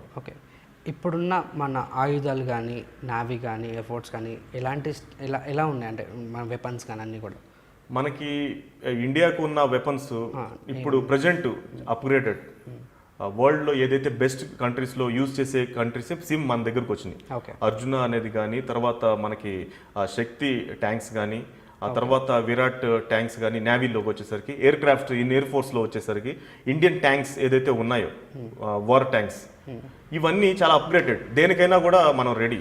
ఓకే. ఎంత క్యాబిలిటీ అంటే ఎంత యుద్ధంలో చేస్తే ఎంతమంది తట్టుకునే శక్తి ఉంది అక్కడ ఒకవేళ వస్తే? At a time world China Pakistan మొత్తం మన మీద ఒకసారి అటాక్ చేస్తే మనకున్న ట్యాంక్స్ అయితే తక్కువే చెప్పాలంటే. వాళ్ళకి 9,000 ట్యాంక్స్ ఉన్నాయి వార్ ట్యాంక్స్. మన ఇండియా దగ్గర ఉంది 5,900 ట్యాంక్స్ మాత్రమే. కానీ దీని ప్లాన్ లాస్ట్ ఇయర్ కూడా మనకి యుఎస్ నుంచి రష్యా నుంచి ట్యాంక్స్ మనం అప్గ్రేడ్ చేయడం జరిగింది. ఆ ట్యాంక్స్ మనకి ఇండియా మనం పర్చేస్ చేయడం కూడా అఫీషియల్ గా చెప్పడం జరిగింది. అంటే వీటన్నిటికైతే ప్రీ ప్లాన్డ్గా అయితే ఉంది ఇండియా. ఇండియన్ మిలిటరీకి ఇప్పుడు ఇన్వెస్ట్మెంట్ అట్లీస్ట్ 30 to 40% వచ్చే బడ్జెట్లో ఇండియాకే పెట్టడం జరుగుతుంది. అయితే మనం అప్గ్రేడ్ అయి ఉన్నాము. ఇటువంటి మనకి న్యూ టెక్నాలజీ యూనిక్ వెపన్స్ అన్ని మన దగ్గర ఉన్నాయి అవైలబుల్. ఓకే. సో ఇప్పుడున్న ఆర్మీ పొజిషన్లో అసలు వాళ్ళకి ఫిట్నెస్ గురించి కానీ ఎవ్రీథింగ్ కూడా ఎలా ఉండబోతుంది సార్? ఫిట్నెస్ చూడండి, ఇప్పుడు మేము ఒక డిఫెన్స్ అకాడమీ రన్ చేస్తున్నాం. స్పెషల్లీ నేను రిటైర్డ్ ఆర్మీ 16.5 years నేను సర్వీస్ చేసి వచ్చాను, రిటైర్డ్ అయ్యాను. నేను వార్లో కూడా పార్టిసిపేషన్ చేశాను, ఓపీ విజయ్ 1999. యాక్చువల్లీ అప్పుడే నేను అమరుడు అవ్వాల్సింది, జస్ట్ మిస్ అయ్యాను. కార్గిల్లో వార్ చేసేటప్పుడు రౌండ్స్ పక్క నుంచి ఇలా పోయినాయి చూసాం. కాబట్టి ఆ దేశ సేవ అనేది ఎలా ఉంటుందో మా మైండ్లో సెట్ అయిపోయి ఉంది. స్పెషల్లీ అలాంటి దేశ సేవ చెయ్యాలి అంటే ఒకళ్ళతో కాదు, ఇంకా ఎంతోమందికి అవేర్నెస్ ఇవ్వాలి. నాలాగా ఇంకా ఎంతోమంది దేశ సేవ చేయాలి, వాళ్ళకి అవేర్నెస్. డిఫెన్స్లో సర్వీస్కి వెళ్ళాలంటే ఒక ఓన్లీ ఫిట్నెస్ ఉంటేనే జాబ్ రాదు, దాంతోపాటు అకాడమిక్స్ కూడా చాలా ఇంపార్టెంట్. అంత ఎక్కువ అకాడమిక్స్కి మనకు ఇవ్వకపోయినా కూడా డిఫెన్స్ రిలేటెడ్ నేవీలో వెళ్ళాలంటే ఎంపీసీ కంపల్సరీ ఉంటుంది. అలాగే ఫిజికల్ చాలా ఇంపార్టెంట్. మేము ఇక్కడ ఫిజికల్ వాళ్ళకి ఇచ్చే ట్రైనింగ్కి ఈజీగా స్టూడెంట్స్ ఎవరెవరైతే దేశ సేవ చేయాలనుకుంటున్నారో ఈజీగా వాళ్ళు సర్వీస్ చేయడానికి వెళ్తారు. వాళ్ళకి మోటివేషన్ క్లాసెస్ జరుగుతాయి. మైండ్ చాలా స్ట్రాంగ్గా పెట్టుకుంటారు వాళ్ళు. స్ట్రాంగ్ వాళ్ళకి మెంటల్ అబిలిటీ, ఫిజికల్ రెండింటిని కవర్ చేసి విత్ అకాడమిక్స్తో పాటు వాళ్ళు దేశ సేవ చేయడానికి పంపిస్తాం. మా దగ్గర ట్రైనింగ్ తీసుకుంటే ఇంకా దేశ సేవ వాళ్ళు ఈజీగా చేస్తారు. ఓకే సార్, మీరు యుద్ధంలో పాల్గొన్నారు, ఎన్ని రోజులు ఎప్పటిదాకా నుంచి ఎప్పటిదాకా పాల్గొన్నారు సార్? ఓకే, యాక్చువల్ నేను 98 బ్యాచ్, నేను 97, 98లో నేను సెలెక్షన్ అయ్యాను. అప్పుడు ట్రైనింగ్ నాసిక్లో అయింది, నాసిక్లో ఆర్టిలరీ సెంటర్లో. అక్కడ సెలెక్ట్ అయిన తర్వాత ట్రైనింగ్ కంప్లీట్ అయింది. అప్పుడే వార్ స్టార్ట్ అయింది. అక్కడ war start, India Pakistan war జరుగుతుంది. ఓపీ విజయ్తో మన ఇండియా వార్ చాలా రఫ్ అండ్ టఫ్. అయితే నా ట్రైనింగ్ కంప్లీట్ అయిపోయింది. అప్పటికి కొత్తగా వచ్చిన బ్యాచ్ ఎవరైతే ఉన్నారో వాళ్ళకి జస్ట్ 42 weeksలోనే ట్రైనింగ్ కంప్లీట్ చేసి పంపించేశారు యుద్ధానికి. కానీ అప్పటికి నేను సీనియర్, నేను నా ట్రైనింగ్ కంప్లీట్ అయిపోయింది. నేను చేసిన తర్వాత యూనిట్కి ఎప్పుడైతే వెళ్ళానో, మా యూనిట్కి ఆర్టిలరీ యూనిట్, ఆ యూనిట్కి వెళ్ళిన తర్వాత ఇమ్మీడియట్లీగా వచ్చిన 3-4 daysలోనే ప్యాకప్ చేసుకో, అక్కడ వార్కి వెళ్ళిపోవాలి అని చెప్పన్నారు. వార్ ఏంది, వార్ ఈ టైంలో వార్ ఏంది? నేను జస్ట్ ట్రైనింగ్ చేసి వచ్చాను, జస్ట్ 17.5 years ఓల్డ్, 17.5 సంవత్సరం, మీసాలు కూడా రాలేదు, చిన్న వయసు. వార్కి వెళ్ళిపోతున్నాను అంటే వారు కొంచెం భయపడ్డాను. అరే వార్ అంటే ఏంది అసలు ఏంది? నేను వచ్చిన ట్రైనింగ్ అయ్యి వచ్చాను, ప్యాకప్ అని సీనియర్స్తో పాటు నన్ను ఇచ్చేసి బ్యాగ్ చేసి పంపించేశారు కాశ్మీర్కి. వెళ్ళాను. అక్కడికి వెళ్ళిన తర్వాత యుద్ధం ఎక్కడ చూసినా అందరు యూనిఫామ్స్ తీసుకొని పై నుంచి కింద దాకా హెల్మెట్స్, గన్స్ అన్ని పెట్టుకొని తిరుగుతున్నారు. ఇంక వాళ్ళతో పాటు వెళ్ళిపోయాను సీనియర్స్ తోటి. వెళ్ళిన తర్వాత వాళ్ళకి అంత ఎక్స్పీరియన్స్ లేదు, జస్ట్ ట్రైనింగ్ చేసి వచ్చిన ఒక రిక్రూట్ నేను. అయితే వాళ్ళతో సీనియర్స్తో పాటు ఉంటే వాళ్ళు పెద్ద పెద్ద గన్స్ ఉండే ఆర్టిలరీలో మా దగ్గర. ఆ గన్స్ ఎప్పుడు ప్రాక్టికల్గా చూడలేదు. అక్కడికి వెళ్ళిన తర్వాత ఆ దాని రౌండే ఇంత పొడవున ఉంటుంది, ఇంత సైజ్. అది పేలుతుంటే ఇంకా చెవులు, కళ్ళు షివరింగ్ వచ్చేది. అట్లీస్ట్ ఒక 10 days దాకా అయితే నా చెవులు పనిచేయలేదు. ఆ తర్వాత వార్ చేస్తూ జమ్మూ కాశ్మీర్ షేర్శాలి అనే ప్లేస్, ఇక్కడ నుంచి కొండపైకి రౌండ్ వదిలితే కొండ కింద ఉన్న వాళ్ళకి వెళ్ళి తగిలేది. అలాంటి ఆ రౌండ్ చేయాలంటే దానికి ఒక ప్లానింగ్ ఉండేది. ఓపీ అనేవాళ్ళు పైన కొండపై నుంచి వీళ్ళకి చెప్పేవాళ్ళు, మీరు ఈ రేంజ్లో ఈ డిగ్రీలో మీరు రౌండ్ వదలాలి, అప్పుడు వెళ్ళి టార్గెట్ మీకు తెలుస్తుంది అనేది ఒక పక్కా ప్లాన్. అక్కడ మైండ్ చదివిన వాళ్ళే, ఎంపీసీ బ్యాక్గ్రౌండ్ చేసిన వాళ్ళకి అక్కడ వర్క్ అవ్విద్ది మైండ్. ఓకే. మన 10th క్లాస్ చేసి వెళ్ళిన వాళ్ళు గన్ ఫైరింగ్ చేయటం, బండ్లు నడపడం, తర్వాత ఈ డిపార్ట్మెంట్ ఇవి చూస్తారు. టెక్నికల్ గా వెళ్ళిన వాళ్ళు టెక్నికల్ గా ఉంటుంది అక్కడ. ఓకే. వాళ్ళు డిగ్రీస్ అన్ని మెజర్మెంట్ చేసుకొని ఈ డిగ్రీలో రౌండ్ చేస్తే ఎంత డిగ్రీలో వెళ్ళి టార్గెట్ మీద వెళ్ళి పడుతుంది అనే బేస్ వాళ్ళు చేసేవాళ్ళు. అప్పుడు ఇవన్నీ అర్థమయ్యేది కాదు. వాళ్ళకి సపోర్టింగ్ గా ఉండి ఆ వార్లో ఆ బుల్లెట్స్ అందియడం, ఆ బండ్లోంచి ఫుడ్ తీసుకొచ్చి అందరికి అందించడం, ఇలా రిక్రూట్ గా అందరికి చేసి అదొక ఎక్స్పీరియన్స్. నా స్టార్టింగ్ లోనే కార్గిల్ అటెండ్ చేసాను. ఎగ్జాక్ట్ వాళ్ళు వచ్చి రౌండ్ పక్కనే పడింది మా పక్కన. కొంతమంది అయ్యారు, అమరులు అయ్యారు మా పక్కనే. వాళ్ళ కాళ్ళు చేతులు ఇరిగినాయి, కొంతమంది ప్రాణాలు పోయారు. వాళ్ళని కూడా తీసుకొని వెళ్ళి ఆ బండుల్లో ఎక్కటం, అంటే ఎర్లీ ఏజ్ లోనే ఎక్కువ ఎక్స్పీరియన్స్ వచ్చేసింది నాకు. అదొక ఎక్స్పీరియన్స్. ఓపీ విజయ్ అంటే అది చరిత్రలో నిలిచిపోయింది. అది ఎన్ని రోజుల వరకు జరిగింది సార్? అది ఎగ్జాక్ట్ 4 months జరిగింది. 4 months జరిగింది. 2 months బిఫోర్ వెళ్ళిపోయారు. నేను వెళ్ళిన తర్వాత ఒక 2 months కంటిన్యూ జరిగింది. అది అయిపోయిన తర్వాత మొత్తం శాంతియుతం అయిపోయిన తర్వాత అప్పుడు మళ్ళీ రిటర్న్ వచ్చాము అందరం. 2 months మీరు వార్ చేస్తూనే ఉన్నారు అక్కడ కంటిన్యూ. వాళ్ళు నేను ట్రైనింగ్ నుంచి వెళ్ళేసరికి వాళ్ళు చేస్తూనే ఉన్నారు అక్కడ. అక్కడ నుంచి ఎయిర్పోర్ట్కి రెగ్యులర్గా బాడీస్ వెళ్తూనే ఉండే జవాన్లు. ఫ్లాగ్ కప్పేసి తీసుకుని వెళ్ళి ఢిల్లీకి తీసుకెళ్లే వాళ్ళు. ఢిల్లీ నుంచి మళ్ళీ వాళ్ళ ప్లేసులు తీసుకెళ్ళి వాళ్ళకి వార్ మెమోరియల్ అని ఉంటుంది, అక్కడ వాళ్ళకి దేశం తరపు నుంచి జవాన్లకి ఇచ్చే రెస్పెక్ట్ తోటి వాళ్ళ ఊర్లకు చేర్పించి ఇవన్నీ రెగ్యులర్గా జరుగుతుంటాయి. దేశ రక్షణ చేయడం అనేది చాలా గొప్ప విషయం. మీకు అలా ఏమనిపించింది సార్ అప్పుడు ఉన్న సిచ్యువేషన్లో దేశానికి? ఒకవేళ నేను చాలా గర్వంగా ఫీల్ అయ్యాను. యాక్చువల్లీ దేశ రక్షణ చేయడానికి వెళ్ళే వాళ్ళు ఎవరెవరైతే ఉంటారో వాళ్ళు మెయిన్ పూర్ బ్యాక్గ్రౌండ్ నుంచే వెళ్తారు. వాళ్ళకి కొంచెం కష్టం అనేది తెలుసు. అంటే నేను రిచ్ వాళ్ళు వెళ్ళరు అని చెప్పడం లేదు. కష్టం వాళ్ళ పూర్ ఫ్యామిలీస్కి ఏంటంటే ప్రతి ఒక్క కష్టం తెలుసు. వాళ్ళు ఏం చేయాలి, వాళ్ళకి ఏదో ఒక రకంగా తొందరగా అంతంత చదవడానికి, ఇంజనీరింగ్ చదవడానికి వాళ్ళ దగ్గర స్తోమత ఉండదు. వాళ్ళు చిన్న చదువుల్లోనే దానికి తోడు దేశ రక్షణ చేయాలి, ఫిజికల్ కరెక్ట్గా ఉంటే చెయ్యాలనిపించేది. ఒక్కొక్కళ్ళు నా ముందర దేశం కోసం ప్రాణాలు అర్పించిన వాళ్ళు కళ్ళ ముందర వెళ్తుంటే ఇది చావు అంటే అనిపించేది. చావు అంటే ఇలా ఉంటుంది. ఇక్కడే సివిల్లో ఉండి మనం ఏదైనా చనిపోతే ఓకే 2 రోజులు చుట్టుపక్కల వాళ్ళు వచ్చి ఏడుస్తారు, తీసుకెళ్ళిపోతారు. కానీ ఇతను దేశం కోసం రక్షించి ప్రాణాలు పోయి అలా కాళ్ళు చేతులు కట్ అయిపోయి సగం బ్లాస్ట్ అయిపోయి ఉంటారు. వాళ్ళని చూసిన తర్వాత ఇది కూడా చావు అంటే ఏనుగు బతికినా కోటి చచ్చిపోయినా కోటి అన్నట్టు ఈ మనిషి కాకి కలకాలం బతకడం కంటే హంసలాగా ఒక 4 రోజులు బతికితే చాలు, వీళ్ళు రియల్ సోల్జర్స్ అని చాలా గర్వంగా ఫీల్ అయ్యాను నేను. అదే గర్వం, అదే పెట్టుకున్న లక్ష్యం సర్వీస్ చేసి రిటైర్మెంట్ 16.5 years సర్వీస్ చేసి రిటైర్మెంట్ అయ్యి వచ్చిన తర్వాత మళ్ళీ నేను ట్రై చేశాను సబ్ ఇన్స్పెక్టర్స్కి. వాటికి ఫస్ట్ అటెంప్ట్లో సెలెక్ట్ అయిపోయాను సిబిఐలో. అది చేస్తే ఇంకేముంది, నాకు నేనే చూసుకున్నట్లే కదా. ఇంకెవరైనా తయారు చేయాలి, దేశ రక్షణ కోసం జవాన్లకు ట్రైనప్ చేయాలి. నేను NIS కోచ్, నేను basketball national player plus physical commando. ఈ బేస్లో నేను ట్రైనింగ్ ఇచ్చి స్టూడెంట్స్ని తయారు చేయాలంటే ఉట్టి రన్నింగ్ చేపిస్తేనే కాదు కదా, దీనికి ఒక అకాడమిక్స్ కూడా చాలా ఇంపార్టెంట్. ఎందుకంటే ప్రాక్టికల్గా చూసాం సర్వీస్లో టెక్నికల్ పొజిషన్ వాళ్ళు ఎక్కడ ఉంటారు, పరిస్థితి ఏంటి, ఎంపీసీ బ్యాక్గ్రౌండ్ చేసిన వాళ్ళు ఉండాలని. నేను నాతో పాటు డాక్టర్ సుష్మా మేడంతో కలిసిన తర్వాత డిఫెన్స్లోకి వెళ్ళాలంటే నేను ట్రైనప్ చేసినంత మాత్రం జాబ్లోకి వెళ్ళరు, అకాడమిక్స్ కూడా చాలా ఇంపార్టెంట్ వచ్చి సుష్మా మేడము 18 PGs చేశారు తెలంగాణలో. ఒక తెలంగాణలో ఒక లేడీ అయి ఉండి 18 PGలు చేసి doctorate, PhD plus lawyer, advocate అవి ఇన్ని చేస్తున్నారంటే డెఫినెట్గా మేడంతో కానీ కలిసి ఒక అకాడమీ కానీ రన్ చేస్తే స్టూడెంట్స్ని మ్యాక్సిమం మేము సర్వీస్కి పంపించవచ్చు అనే లక్ష్యంతో ఒక అకాడమీ స్టార్ట్ చేసాం 5 years బ్యాక్. ఓకే, మన అకాడమీలో ఎంతవరకు అందరూ వెళ్ళారు? ఆర్మీకి నేవీకి మ్యాక్సిమం మా దగ్గర రిజల్ట్స్ నేవీకి ఎక్కువ ఉండే. ఓకే సార్, ఎందుకంటే ఎంపీసీ బ్యాక్గ్రౌండ్తో మేము చేపిస్తాం కాబట్టి నేవీకి ఎక్కువ రిజల్ట్స్ ఉండే. అలాగే ఆర్మీకి కూడా, ఆర్మీకి 10th బేస్ ఇంటర్ బేస్ చేసిన చాలా మంది స్టూడెంట్స్ పంపించాం. ఓకే సార్, ఎవ్రీ ఇయర్ మా దగ్గర నుంచి 30 స్టూడెంట్స్ అలా పంపిస్తాం మేము. లిమిటెడ్ స్ట్రెంత్ ఉంటుంది, 100లో నుంచి 30.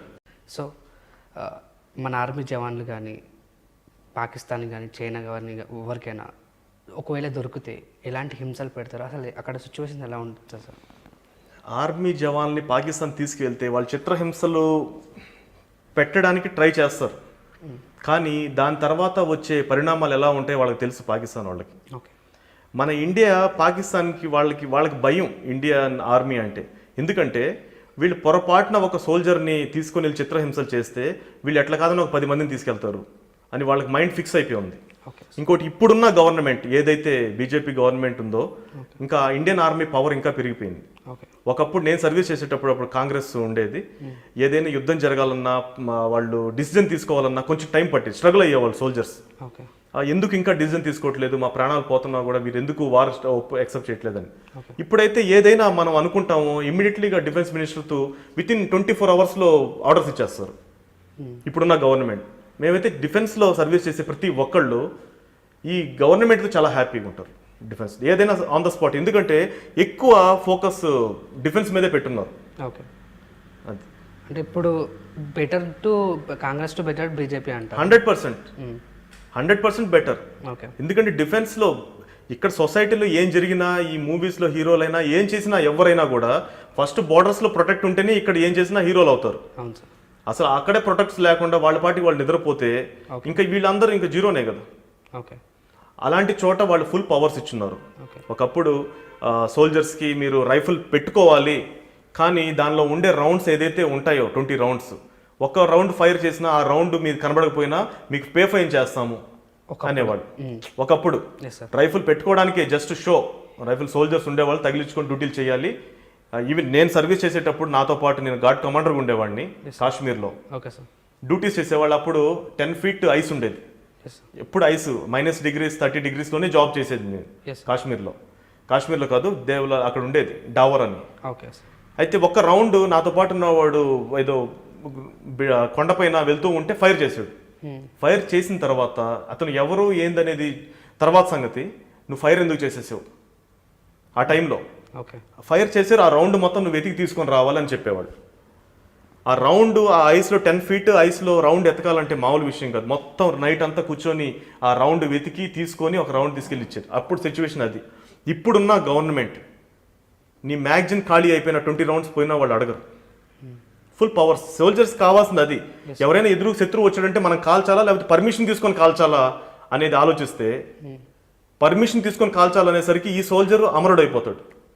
నువ్వు కాల్ చేసేయి అని అంటే రియల్ హీరోగా అక్కడ నిలబడతాడు. ఇప్పుడున్న గవర్నమెంట్ ఇచ్చిన పవర్స్ అది. Yes sir. ప్రతి సోల్జర్ చాలా గర్వించాల్సిన విషయం. ఇప్పుడు కాంగ్రెస్ కంటే లేకుంటే మిగతా పార్టీస్ కంటే బీజేపీ ప్రభుత్వం అయితే ఇమీడియట్ యాక్షన్ తీసుకుంటుంది. షూర్ 100%. నేను డిఫెన్స్ గురించి చెప్తున్నాను. డిఫెన్స్ గురించి 100% మిలిటరీ ఇది ఉంది. మిలిటరీ ఎక్విప్మెంట్స్ కానీ, మిలిటరీ గురించి ఆలోచించడం కానీ, సోల్జర్స్కి ఇచ్చే ప్రియారిటీస్ కానీ, వాళ్ళకి ఇచ్చే అకామిడేషన్స్ కానీ, మ్యారేజ్ అయిన తర్వాత క్వార్టర్స్ కానీ, అక్కడ ఉండే బిల్డింగ్స్ కానీ, ప్రీవియస్ బిల్డింగ్స్ ఎప్పుడు 100 సంవత్సరాల నుంచి అదే బిల్డింగ్స్ ఉన్నాయి. బీజేపీ వచ్చినప్పటి నుంచి మొత్తం అదంతా పడేసి కొత్త బిల్డింగ్స్ కట్టించారు ప్రతి సోల్జర్స్కి. Okay sir. శాలరీస్ పెంచిచ్చారు, ఫండ్స్ పెంచారు, డిఎస్ పెంచారు. ఒక సోల్జర్కి అట్లీస్ట్ ఇప్పుడు ఎట్లా కాదన్నా 40 నుంచి 60,000 శాలరీ ఉంది. ఒకప్పుడు 20,000 25,000 అలా ఉండేది. ఓకే అన్ని ఫెసిలిటీస్ ఇచ్చారు. ఒక ట్రైన్లో ట్రావెల్ చేయాలంటే సోల్జర్స్కి ఆ బాత్రూమ్ల కాడ కూర్చొని వచ్చే సన్నివేశాలు ఎన్నో ఉన్నాయి. నేను కూడా లీవ్ ఎప్పుడు దొరుకుతుందో తెలియదు. ఒకవేళ లీవ్ దొరికితే రిజర్వేషన్ చేసుకోవడానికి టైం ఉండదు. అలాంటి సిచ్యువేషన్లో ట్రైన్లో జనరల్ టికెట్ దొరికినా పర్వాలేదని చెప్పని వారంటీ ఇస్తారు. దానిలో AC 2 tier కూడా వెళ్ళొచ్చు. కానీ AC 2 tier సీట్లు ఉండాలి, ఉంటేనే కదా వెళ్తాం. ట్రైన్ ఎక్కేసి ఎక్కడో చోట బాత్రూమ్ కాడ కూర్చొని కూడా వచ్చిన ఎంతో మంది సోల్జర్స్ వస్తూ కూడా ఉన్నారు. సొసైటీలో ఒక సోల్జర్ యూనిఫామ్ వేసుకొని లీవ్ వస్తుంటే ఆ సీట్లలో కూర్చొని మీరు కూర్చోండి జవాన్ గారు అని చెప్పే రోజుల్లో లేవు అప్పట్లో. ఇప్పుడు అవేర్నెస్ అవ్వారు ప్రతి ఒక్కళ్ళు. సొసైటీ పబ్లిక్ సపోర్ట్ చేస్తుంది, సోల్జర్స్కి రెస్పెక్ట్ ఇస్తుంది. శాలరీస్తో వాళ్ళు హ్యాపీ. అటు వాళ్ళకి ఇచ్చే ప్రియారిటీస్ ఏదైతే ఉన్నాయో గవర్నమెంట్ సైడ్ నుంచి, సోల్జర్స్కి ఒక అన్యాయం జరిగితే ఇమీడియట్ యాక్షన్ తీసుకోవడం, అలాంటివి జరుగుతున్నాయి ఇప్పుడు. Yes sir. మీరు బార్డర్ ఉన్నంత వరకు మీరు చేసిన మంచిది ఏదైనా ఒక విషయం ఏమని చెప్పగలుగుతారు సంఘటన?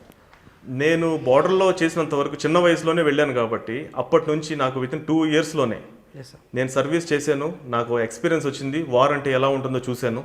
వితిన్ 2 yearsలో బై గాడ్ గ్రేస్ నాకు ప్రమోషన్ కూడా చాలా ఫాస్ట్ వచ్చింది. 3 yearsలోనే నేను నాయక్ అయ్యాను. తర్వాత వితిన్ 5-6 yearsలోనే నేను ఒక రెస్పాన్సిబుల్ ప్లేస్లో హవల్దార్ అయ్యాను. అంతేకాకుండా ఇండియన్ ఆర్మీలో స్పోర్ట్స్లో నేను ప్రతి ఒక్క స్పోర్ట్స్లో నేను కమాండ్ లెవెల్ దాకా వెళ్ళి ఆర్మీ లెవెల్ దాకా ఆడి, తర్వాత NIS కోచ్ చేసి ఒక ఇంటర్నేషనల్ లెవెల్కి ఇండియా టీంకి కోచ్ చేసే కేపబిలిటీ నాకు ఉంది అఫీషియల్గా సర్టిఫికేట్తో పాటు. అలాగే నేను ఇండియన్ ఆర్మీలో ఎన్నైతే కోర్సులు ఉన్నాయో, okay sir. PT course, drill course, అలాగే కంప్యూటర్ కోర్స్, ఎన్నైతే కోర్స్ టైం వేస్ట్ చేయకుండా అలా చేసిన ఒక ఎగ్జాంపులర్గా ఉండాను నేను. ఒక జవాన్ నుంచి 10th క్లాస్ చదివిన వెళ్ళిన జవాన్ ఓకే రిటైర్మెంట్ అయ్యేటప్పుడు 3 పీజీలు చేసి రిటైర్డ్ అయ్యాడు. వచ్చిన తర్వాత తను ఒక రెస్పాన్సిబుల్ ప్లేస్లో వచ్చి ఇంతమందికి తయారు చేసి పంపించగలుగుతున్నాడంటే సేమ్ అలాగే ఇంకా ఎంతో మంది తయారవ్వాలి ఎస్ సార్. పొజిషన్స్ కానీ. నేను సాధించింది గొప్ప విషయాలు ఆర్మీలో ఏంటంటే ఓపీ విజయ్ పార్టిసిపేషన్ నేను చేశాను. అలాగే ఒక బెస్ట్ కంప్యూటర్ ఆపరేటర్గా నేను రెడీ అయ్యాను ఆర్మీలో.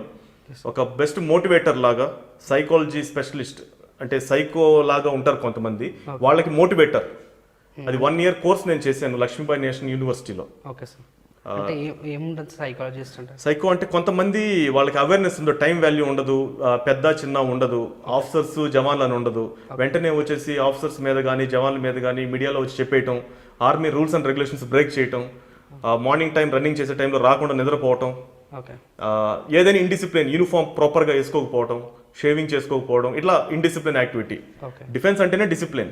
ఆ డిసిప్లిన్ బ్రేక్ చేసే వాళ్ళని ఇండిసిప్లిన్ ఉంటారు. Yes sir. వాళ్ళకి మోటివేట్ లాగా కూర్చోబెట్టి వాళ్ళు ఉంటారు ఒక్కొక్క దానిలో.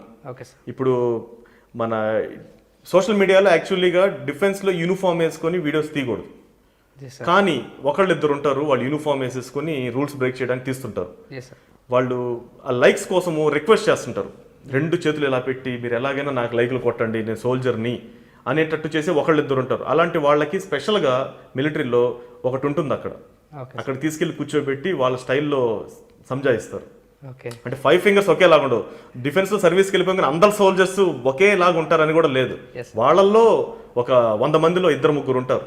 ఓకే వాళ్ళు కొంచెం వాళ్ళకి అలాంటి వాళ్ళ కోసం కోర్స్, వాళ్ళకి మోటివేటర్ నేను. Super sir.